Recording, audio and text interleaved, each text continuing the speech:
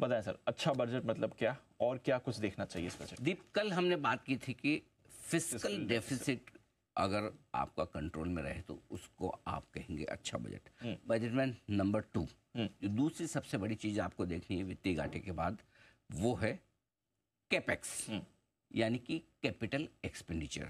सरकार कितना बड़ा खर्च कैपेक्स पर करने जा रही है, पूंजीगत खर्चा जिसे कहते हैं, ये कितना करने जा रही है।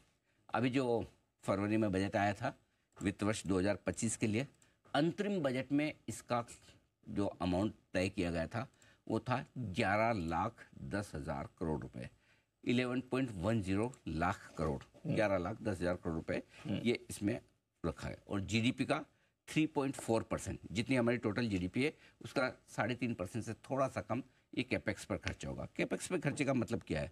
इंफ्रास्ट्रक्चर पर, हाईवेज, ब्रिज, फ्लाईओवर्स, ये सारे जो हम बनाते हैं, ये लंबे समय के लिए जो बनते हैं, जिसमें बड़ा पैसा लगता है, लंबे समय के लिए लगता है, उस पर सरकार फोकस करती है, उसको कहते हैं कैपेक्स। कैपेक्स करने के लिए क्या चाहिए? मोटा पैसा। जितना ज़्यादा आप खर्च करोगे उतना ज़्यादा पैसा चाहिए, और पैसा सरकार के पास खजाना भरा हुआ है। क्यों? कैसे? तगड़ा टैक्स कलेक्शन है जी। अभी डायरेक्ट टैक्स कलेक्शन में 20% की बढ़त आई, साल दर साल डायरेक्ट इनडायरेक्ट दोनों टैक्स कलेक्शन में भरपूर बढ़ोतरी है।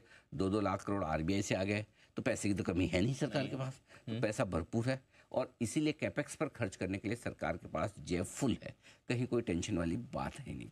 अब मैं आपको कुछ आंकड़े बताता हूँ जिससे आपको आइडिया लगेगा कि इसका मतलब क्या है। 10 साल पहले 2014 में जब ये सरकार आई थी, कैपेक्स होता था 2.5 लाख करोड़ रुपए, ठीक है।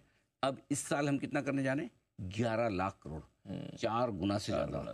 और ये हर साल होता है, हर साल का है। तो एक पिछले 10 साल में कैपेक्स की जो साइज है, जीडीपी की साइज का 1.6% था, अब 3.2% है पिछले साल का, यानी कि जीडीपी का डबल हो गया।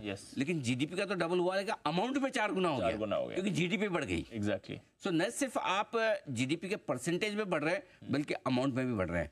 अब इस बजट में कितना कैपेक्स आए तो आप अच्छा मानेंगे? सरकार के पास 2 ऑप्शन है। एक तो ये कि आपने जो इंटरिम बजट में बोला 11,10,000 करोड़ का कैपेक्स है, हम वही का वही मेंटेन करेंगे।